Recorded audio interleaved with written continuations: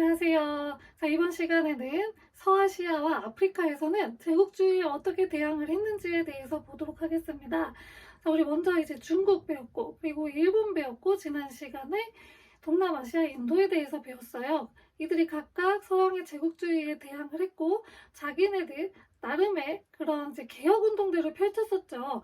이 서아시아 지역과 아프리카 지역도 마찬가지였어요. 제국주의 세력에 대항해서 내부에서 자체적으로 개혁이 일어났고, 그리고 서구 열강에게 또 대항하기도 했었습니다. 자, 가장 먼저 살펴볼 국가는 오스만 제국입니다. 오스만 제국은 이 제국이라는 이름답게 굉장히 큰 국가였다가 점차적으로 세력이 축소가 되고 있었던 상황이었어요. 그전 상황에서 이제 술탄이었던 압둘 메시드와 압둘 아지즈가 개혁을 해요. 이 두 술탄들의 개혁을 탄지마트라고 합니다.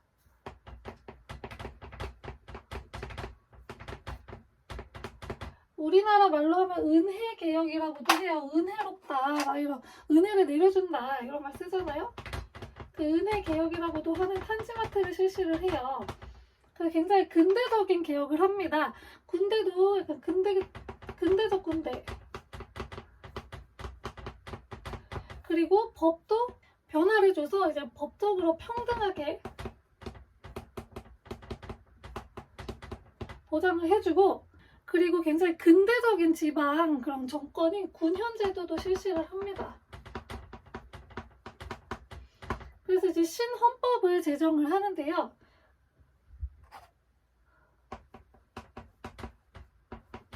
이 신헌법은 아시아 최초의 헌법이에요. 아시아에서는 이전까지 헌법이라는 게 없었어요. 근데 이 오스만에서 아시아 최초의 헌법을 만들게 되었습니다. 이 헌법은 미드하트 파샤라고 하는 사람에 의해서 제정이 됐는데,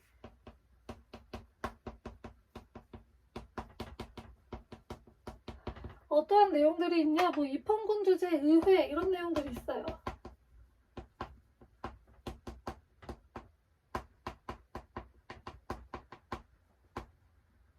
이런 개혁을 통해서 이제 서구 열강들에게 대항하기 위해서 여러 가지 개혁 정책들을 펼쳤습니다.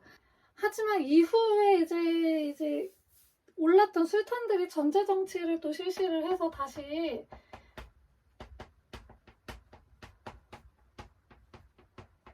옛날로 돌아가는가 싶었는데, 그때 이제 젊은 장교였던 청년 튀르크당이 반란을 일으켜요.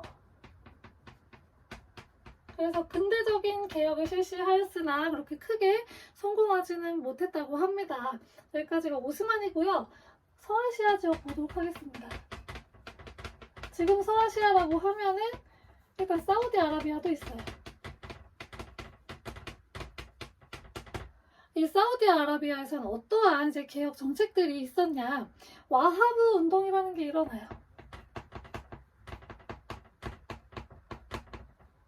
그래서 이슬람의 본연의 모습으로 돌아가자라고 하는 와하브 운동이 일어나서 개혁이 일어났고, 이 와하브 운동의 영향을 받아서 사우디아라비아라고 하는 국가가 이제 창설이 되었습니다. 그리고 이제 이란도 있는데요. 이란은 영국이나 러시아가 여기를 계속 노리고 있었어요. 그래가지고 그들이 갖고 있던 이권인 담배가 있었는데, 담배 불매 운동이 벌어집니다. 그리고 여러 가지 열강들이 가지고 있었던 이권들을 회수하자, 이권 회수 운동이 일어나고, 그리고 입헌군주 헌법이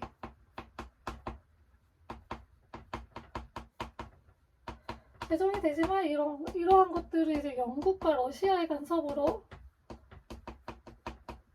그렇게 크게 성공하지는 못했습니다. 이제 이집트 보도록 하겠습니다. 이집트는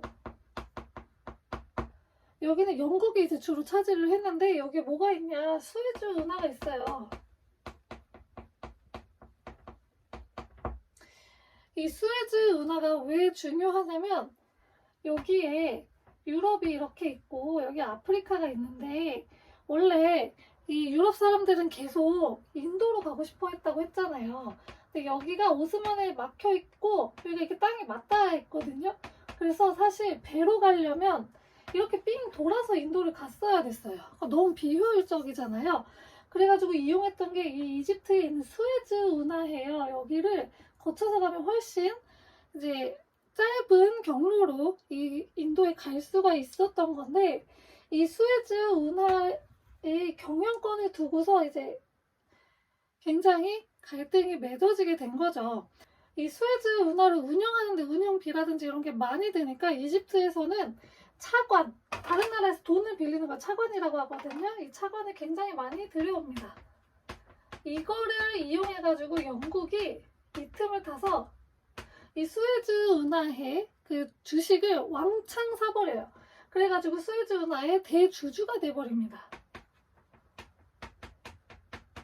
그래가지고 수에즈 운하가 실질적으로 이제 영국의 지배하에 들어가게 된 거죠. 그래서 이에 반대하는 아라비 파샤의 혁명 운동이 일어나는데, 사람 이름이에요, 아라비 파샤. 이게 크게 성공하지는 못해서 결국에 이집트는 영국의 보호국이 되었습니다.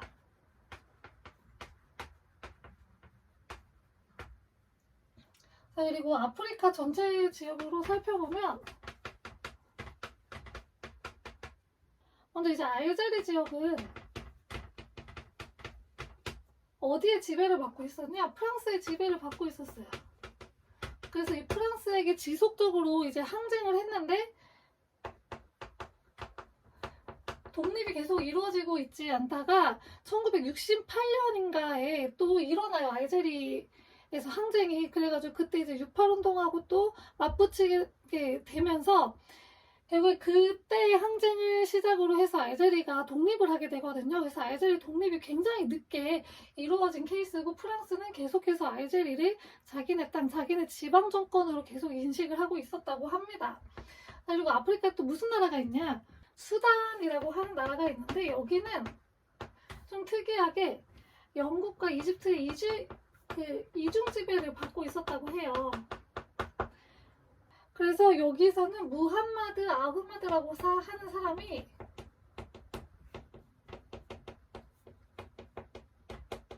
영국 지배에 이제 반대해서 항쟁을 했으나 영국이 이제 군사력이 훨씬 뛰어나서 성공은 하지 못했다고 합니다.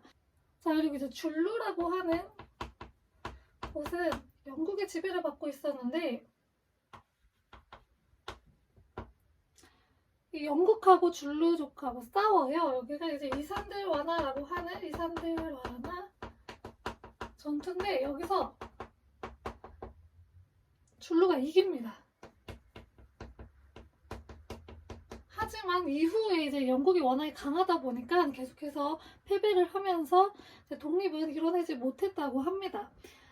자, 마지막으로 이제 에티오피아인데요. 에티오피아는 저번에도 말씀드렸지만 20세기 초까지만 해도 독립을 유지할 수 있었어요. 여기 누가 쳐들어가냐? 이탈리아가 쳐들어가는데, 아도아 전투에서 이탈리아가 패배를 해요. 그래서 에티오피아가 이겨요. 그래가지고 이탈리아가 에티오피아를 점령하지 못하고 이제 가게 되었고, 20세기 초까지 독립을 유지할 수가 있었고요. 그 이후에도 이제 근대화도 계속 추진하면서 서구 열강에 대항하기 위한 힘을 기르고 있었습니다. 자, 그리고 나미비아 헤레로족이라고 하는 곳도 있는데,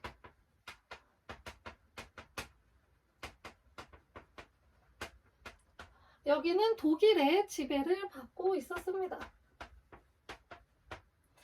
자, 여기까지 이번 시간은 서아시아와 아프리카의 독립운동에 대해서 살펴보았습니다. 서아시아는 대표적으로 오스만 제국과 서아시아의 여러 나라들이 있는데, 오스만 제국은 자체적으로 개혁을 하기 위해서 술탄들이 탄지마트라고 하는 개혁을 했는데요. 이후에 아까 잠깐 설명을 못 드렸는데, 러시아하고 튀르크하고 전쟁을 벌이는 러티 전쟁이 일어나요.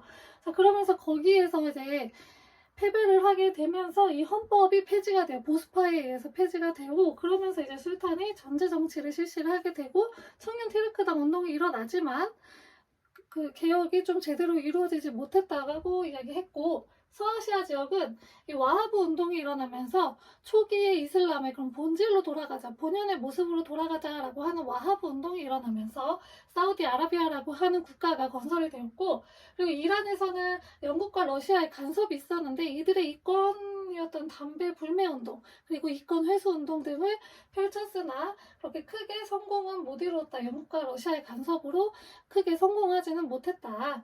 이집트 같은 경우에는 이 수에즈 운하가 굉장히 중요했는데 이 운영하고 하느냐고 차관을 너무 많이 쓰는 바람에 영국이 대주주가 되면서 이 수에즈 운하를 차지하게 되니까 아라비 파샤라고 하는 사람이 이제 개혁 운동을 그리고 독립 운동을 펼치려고 하다가 실패를 해서 영국의 보호국이 되었다.